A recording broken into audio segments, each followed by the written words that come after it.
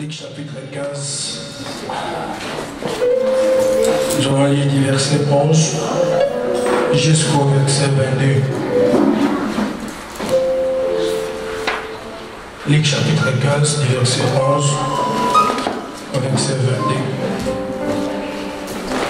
Je demanderai à frère Philippe s'il a trouvé, s'il pouvait nous lire.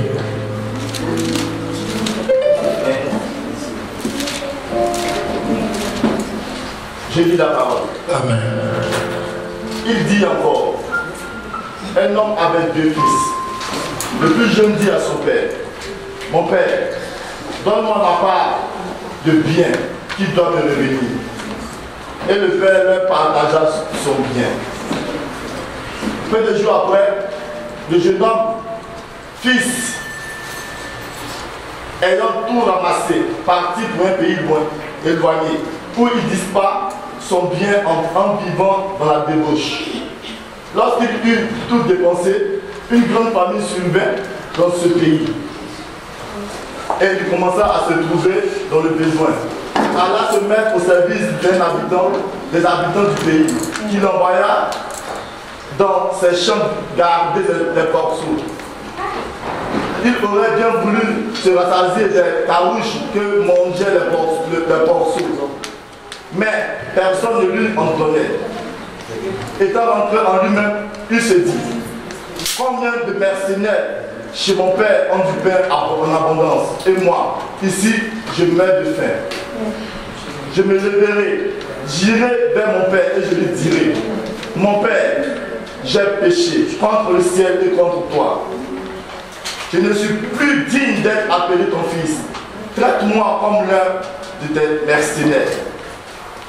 Et il se leva et alla vers son père. Comme il était encore loin, son père le vit et fut ému de compassion. Il courut se jeter à son cou et le baisa. Le fils lui dit, mon père, j'ai péché contre le ciel et contre toi. Je ne suis plus digne d'être appelé ton fils. Mais le père dit à ses serviteurs, apportez vite la plus belle robe et la revêtez. Mettez-lui un anneau au doigt et des souliers aux pieds. Amenez les veaux gras et tuez-le.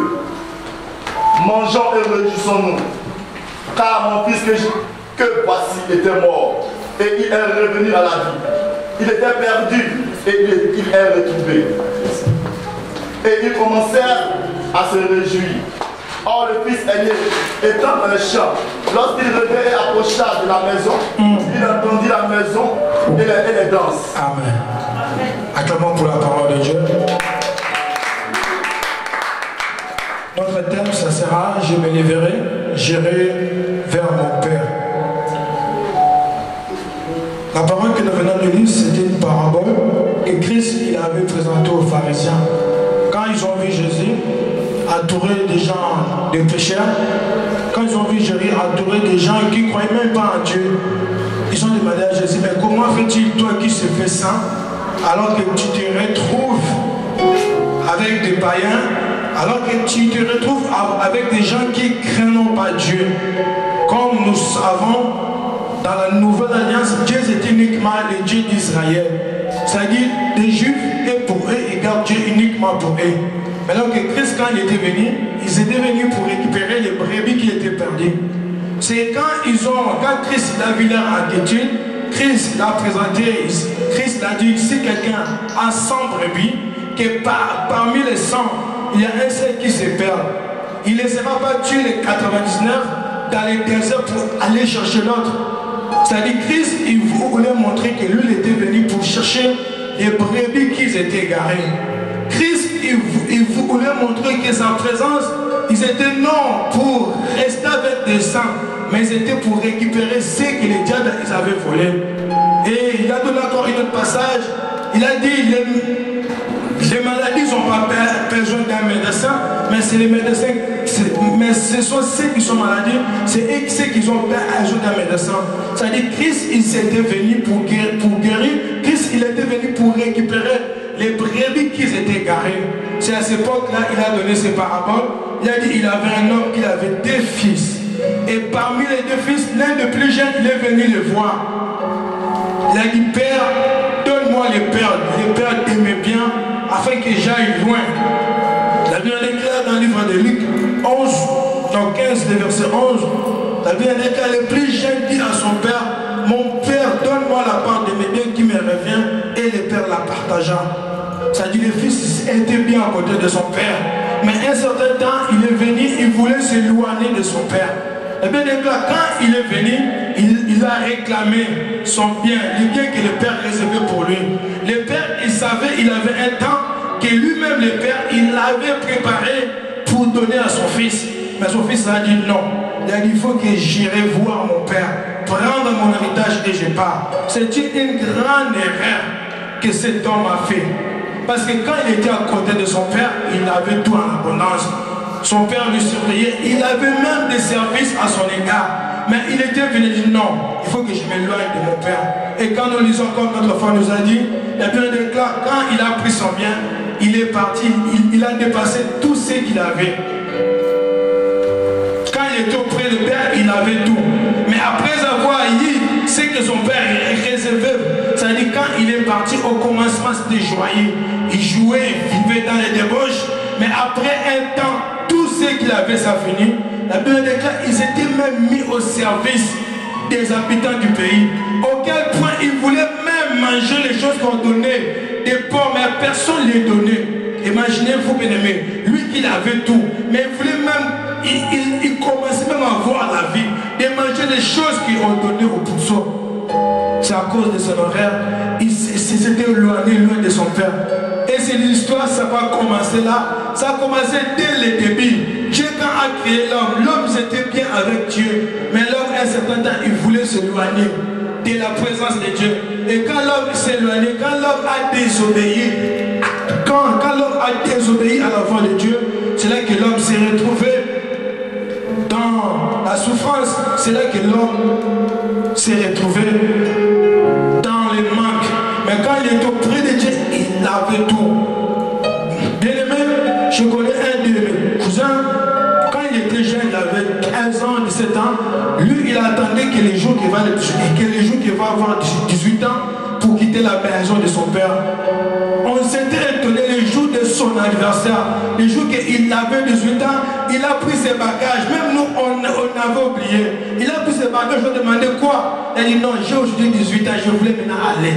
Parce que lui, il croit que s'il quitte les maisons de ton père, sa mère, il sera en liberté. Mais non. Mais si tu n'es pas dans la présence de Dieu, crois-moi, tu es au remerciement de mes ennemis. Tu es vraiment au remerciement de Satan. Tu es vraiment au remerciement de tes ennemis. C'est-à-dire, quand tu es loin, quand Dieu n'est pas avec toi, bien aimé, là, c'est vraiment le début de l'échec. Tu peux bien commencer, tu vois comme les choses, ça marche bien. Mais si Dieu n'est pas avec toi, bien aimé, crois-moi, bien aimé, tu finiras comme cet enfant. Il a fini en train de travailler avec des pourceaux, des postes, c'est-à-dire il travaille qui ne méritait même pas. Il travaille, c'est-à-dire il souffrait dans un point à cause des erreurs qu'il avait fait. Il a quitté son père, il a dit non, je ne serai plus avec lui. Mais si nous lisons toujours dans le même verset, à partir du verset 17, la Bible déclare, entrant en lui-même, il s'est dit, combien de mercenaires chez mon père ont du pain en abondance, et moi ici je meurs de faim, je me lèverai. Amen. Hein? Mais c'est là que Dieu nous attend. Il a dit, je me lèverai, j'irai vers mon père, et je lui dirai, mon père, j'ai péché contre toi et contre le ciel. Je ne suis même pas digne d'être appelé ton fils. Traite-moi comme l'un de ces mercenaires. Ma soeur, mon frère, peut-être que tu souffres. Peut-être que tu manques la chose que tu as besoin parce que tu es loin de ton père. Peut-être que tu cherches la chose que tu as longtemps cherché, mais tu n'as pas encore trouvé parce que tu n'es plus à la présence de Dieu. Tu es loin à la présence de Dieu. Et bien, tant que tu es loin, attends-toi, bien-aimé, tu n'auras toujours rien. Mais fais comme cet enfant qui s'est levé. Il a dit non, je me lèverai, j'irai vers mon père. Aujourd'hui, Dieu nous appelle à se lever pour les servir. Aujourd'hui, bien-aimé, Dieu t'appelle à se lever par rapport à la chose que Dieu t'a demandé. Moi, je suis là devant, je ne sais pas, mais toi-même, tu sais les choses qui sont dites à ta vie. Dieu te demande de te lever, de prendre conscience. Mais étant rentré en lui-même, rentre vraiment en toi-même. Dis, est-ce que cette vie que je vis, est-ce que je le mérite? Est-ce que cette vie que je suis en train de vivre, est-ce que c'est vraiment la vie que le Père entend de moi? Il a dit, je m'élèverai. Mais Dieu nous appelle aujourd'hui à prendre des décisions, de s'élever comme Dieu que nous pouvons être. Dieu nous appelle de s'élever pour les servir. Dieu nous appelle de prendre des décisions, de s'élever pour obéir à sa voix.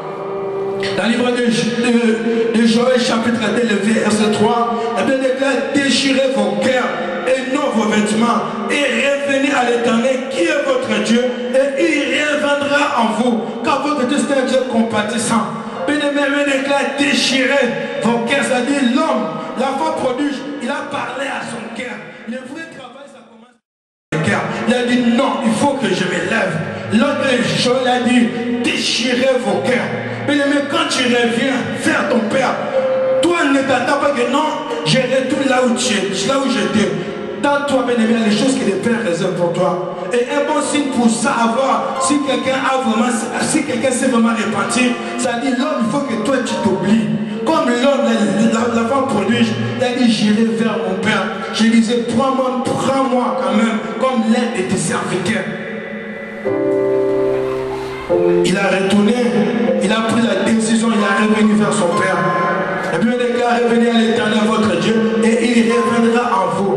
Quand c'est un Dieu compatissant, miséricordieux, c'est-à-dire Dieu a laissé la limite en l'homme. Si tu choisis de partir, le message que les portes est ouverte. C'est-à-dire je me tiens à la porte, je frappe. Si quelqu'un attend ma voix, il ouvre, je rentrerai, je serai assis avec lui et lui avec moi. Il suffit que tu puisses ouvrir la porte. Il suffit que tu puisses prendre conscience. Il faut que je retourne vers mon Père et son Père reviendra vers toi. Alors je l'ai dit, il reviendra vers vous. Bien-aimé, aujourd'hui nous avons besoin que tu puisses être encore au milieu de nous. Aujourd'hui nous avons besoin, bien-aimé, que nous pouvons encore être dans la présence de Dieu. Car la Bible déclare, errer l'homme d'éternel et leur peuple. Ça dit, si Dieu est ton roi, bien-aimé, tu manquerais de rien. Parce que ça dit, mais ta vie va appartenir à Dieu. Il a dit, je reviendrai. Dieu nous attend, bien-aimé, à retourner. Dans sa voix, Dieu nous attend, bien-aimé, à retourner à la crainte de Dieu. Et voilà la chose étonnante. Quand il est retourné, son père l'a accueilli. La Bible déclare, son père a couru vers lui. Il l'a embrassé. Mais je viens te dire ce soir, ne regarde pas les péchés que tu as fait. Je viens te dire ce soir, ne regarde pas bien les crimes que tu as fait. Mais si tu retournes vers ton père va t'embrasser. Ton père va encore t'accueillir. Ton père va encore donner des choses que tu n'avais pas auparavant. La Bible déclare, vois les pères de ce monde, mauvais comme ils sont. Mais si leur enfant demande le pain, il ne donne jamais de pierre. S'il demande des poissons, il ne donne jamais de serpents. Et moi, votre Père qui est au ciel. Mais votre Père, le vrai Père, c'est notre Dieu. Si ce Père-ci, étant qu'un homme, malgré les crimes que son fils il avait fait, quand son fils est retourné, il a venu, il a embrassé son fils. Mais crois-moi, comme tu es là, si tu reviens en Dieu, si tu retournes en Dieu, Dieu va t'embrasser. Mais le vrai amour, c'est notre Jésus. Et bien, Dieu même, et bien, Dieu entend aimer le monde. Mais quand on aime, bien aimé, on ne regarde même pas les défauts. C'est-à-dire Dieu a aimé. C'est-à-dire Dieu quand a aimé le monde, Dieu n'a pas regardé les défauts que les hommes ont fait. Dieu a oublié que les hommes là, ils ont tué ses prophètes. Mais bien, Dieu a envoyé son propre fils né à cause de l'amour. Mais ne dis pas que non. Comme il y a beaucoup de gens, ils sont prêts à retourner. Mais il se dit que non, je ne crois pas que Dieu va me pardonner. Mais ça c'est vrai, c'est un esprit de culpabilité. Mais n'écoute pas les voix du diable. Retourne. Même si Dieu il t'avait recommandé quelque chose à faire dans son église, mais ça fait longtemps que tu as écouté la voix de Dieu, mais tu n'as pas fait. Mais nous sommes, le temps est encore là. Mais retourne encore et Dieu donnera ce que ton cœur veut. Et que Dieu t'embrassera, ton Père t'accueillera. Comme la Bible déclare, son Père a couru vers lui et son Père l'a accueilli. Bien-aimé, quand nous sommes à Dieu, quand nous sommes avec Dieu, quand Dieu est notre Père, nous manquerons de rien. Et Joël nous dit, et vous, enfants des cieux, soyez dans la grâce et réjouissez-vous à l'Éternel. Mais là, il faut que tu te réjouis. Parce que maintenant, ton Dieu, il va te donner tout ce que tu as perdu. Tout ce que ton cœur a besoin. Mais la seule chose que Dieu nous attend, que nous pouvons retourner. Revenir à Dieu. Et lui-même il prendra la suite du reste. Je crois que la dernière fois que j'ai prêché, je vous avais parlé de l'anneau. L'anneau quand ils étaient attachés. Quand ils ont ramené l'anneau vers Jésus. Quand Jésus est monté vers l'anneau, la Bible déclare les pannes qui ont tassé pour que Jésus passe, c'était l'anneau qui passait là. Mais c'est-à-dire, quand tu retournes vers ton Dieu, tu auras la gloire, tu auras la liberté, tu auras tout ce que ton cœur désire. Amen. Et elle veut déclarer au Père les courants. Le Père a dit, revêtez-lui. Apportez-moi vite la plus belle robe. Bien-aimé, il veut déclarer, il avait un robe. C'est-à-dire, le Père, il l'avait déjà préparé. Le Père, il attendait toujours que la femme puisse retourner. Et quand il a répondu, ils ne sont pas dit que non, allez acheter. Il veut déclarer, amenez-moi. C'est-à-dire, il avait déjà une habit que le Père, il avait préparé. Mais crois-moi, comme tu es là, il y a des choses que Dieu prépare pour ta vie. Mais David a dit, Dieu est mon berger. Il n'a pas dit que je manque. Il a dit, je manquerai de rien. Même si tu es là, mais tu es la présence de Dieu. Tu peux te dire que non, moi je suis là, mais je souffre. Mais sache-moi, bien-aimé, ton futur est rassuré. Ta futur, bien-aimé, est garantie. Tu ne finiras pas comme ça, bien-aimé, tu finiras à voir la gloire de Dieu. Le Père a dit, apportez-moi vite les plus belles robes. C'est-à-dire, quand on pêche, bien-aimé, nous sommes unis à la face de Dieu. C'est-à-dire, si une fois tu rêves quelqu'un nu, ça peut être aussi qu'il n'est plus la présence de Dieu. Mais quand on est la présence de Dieu, nous sommes couvertus. C'est-à-dire, le Père a dit non. Il a dit, mon fils a perdu les habits. Il faut que je puisse les revêtir. Mais si tu es en Dieu, 1000 s'élèvera à ta droite, 10 000 à ta gauche. Et je te dis, tu ne seras jamais éteint. Mais parce que c'est Dieu qui te protège, parce que c'est Dieu qui te garde, parce que tu es à la présence de Dieu. Et bien, le Père a couvertu l'homme, le Père a protégé l'homme. Mais s'il y a un homme qui garde, c'est notre Dieu. Si un homme qui protège, David a dit, je m'endors, je me réveille quand je suis. L'Éternel est mon soutien, et qui je respecte. Mais quand tu ne crains plus rien. Même si aujourd'hui tu vois, tu vois des choses, on dirait ça ne marche pas. Mais laisse-moi te rassurer. Après demain, même après très demain, tu finiras à voir la gloire de Dieu. Tu finiras à voir, bien-aimé, la plus belle robe que Dieu t'a protégée. La chose la plus triste, c'est quoi? Aujourd'hui, les enfants de Dieu, ils ont des fois peur. Que non, j'ai peur des sorciers, que les sorciers peuvent me manger. Mais quand tu as dit, il ne faut jamais avoir peur. Moi, quand j'étais au pays, j'ai cherché le visa pour faire un en Europe. Mais j'avais fait un vœu à l'Éternel. J'ai dit, si tu me comptes le visa, je me révélerai. Dans une grande assemblée, je témoignerai ta gloire. Mais ce sont des choses que les gens en Afrique ne font pas. Ils ont peur, ils vont bloquer ta vie. Oh, ils vont bloquer le voyage. Non, moi, Dieu m'a donné ma voyage. Dieu m'a donné mon visa. Et toi, petit sorcier, le bloquer, c'est une chose impossible. Mais je m'étais levé. Je me suis dit non, j'avais fait ce vœu à l'Éternel. J'ai tenu le micro. J'ai dit, mais comme je suis là, j'ai un visa dans ma poche. Dans 3 jours, je vais en Europe. Mais l'église s'était édifiée. Et les gens acclamaient la gloire de Dieu. Mais je suis retourné à ma maison. J'ai vu ma mère. Ma mère ici ne savait pas que je venais déjà témoigner la gloire de Dieu. Il m'a dit, mon fils, comme tu es là, tu sais que dans l'église, il n'y a pas que les enfants de Dieu, il y a aussi des gens qui ne sont pas de Dieu. C'est-à-dire, ne témoigne pas que Dieu t'a donné le voyage. Parce que les gens, ils sont capables de bloquer ton voyage. J'ai regardé ma mère, j'ai dit, mais moi c'est Dieu qui m'a donné. Alors ma mère, elle ne savait pas. Alors que toute l'église, bien aimé, toute l'église était au courant. Pourquoi bien aimé? Parce que tu es une robe. C'est-à-dire, c'est que Dieu t'a donné. Aucun nom. Même si la loi française peut s'élever, ils ne vont jamais la voir. Parce que qui t'a donné ce robe-là, c'est Dieu qui t'a déshabillé. Mais attends, bien aimé, c'est-à-dire le robe, bien aimé, sois à l'aise. Quand tu manges, c'est que j'ai quelque chose de Dieu. Aucun démon, même si tu peux faire lui-même, il descend. Il ne sera pas capable, bien aimé, de lui donner la chose que Dieu t'a donnée. Il ne sera pas capable. Le Père a donné les plus belles robes à la fils prodige. Et il a dit, ramenez-moi vite un anneau. Mais souvenez-vous de Joseph. Joseph, quand ils étaient arrivés, quand on avait de Joseph, Pharaon, il a dit quoi? Il a pris son anneau, il l'a levé. Il a dit ça à Joseph. Mais l'anneau présente l'autorité. L'anneau présente la sécurité. L'anneau présente la signature. T'as dit, quand tu es la bien-aimée, tout ce que tu diras sur la terre sera lié au ciel. Tout ce que tu me diras, parce que Dieu maintenant au Père, c'est le Père qui t'a confié cela. Il a dit des choses pour ces choses, c'est réalité. T'as dit, donnez-moi l'anneau. Mais quand nous retenons, même les choses qu'on n'avait pas avant, le Père nous donne. Mais maintenant, nous avons le pouvoir de lier mes mains. C'est-à-dire la personne qui est en train de t'embêter, mais tu as un grand pouvoir sur lui.